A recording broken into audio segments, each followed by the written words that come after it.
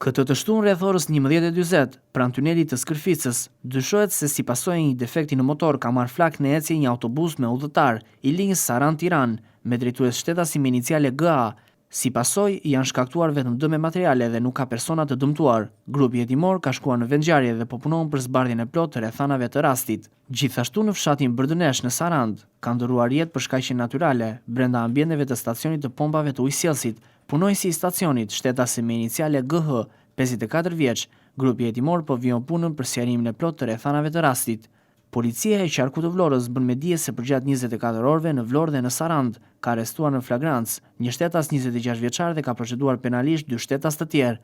Specialistët e qarkullimit rrugon në drejtorinë vendore të policisë Vlorë arrestuan në flagrancë shtetasin me iniciale KA, 26 vjeç, pasi më datë 4 prill 2025 në rrugën Murat Tërbaçi ka drejtuar automjetin tip Ford, ka aksidentuar këmbësoren me iniciale NR, 61 vjeçe, banuese në Vlorë, e cila u transportua në Spitalin Rajonar të Vlorës dhe ndodhet jashtë rrezikut për jetën. Specialistët për hetimin e krimeve në Komisariatin e Policisë Sarand referuan materialet në prokurori dhe nisën procedimin penal për shtetasin me iniciale EZ, 38 vjeçe, banuese në Tiranë, e cila dyshohet se ka shqetësuar në mënyrë të përsëritur një shtetase nëpërmjet thiljeve telefonike.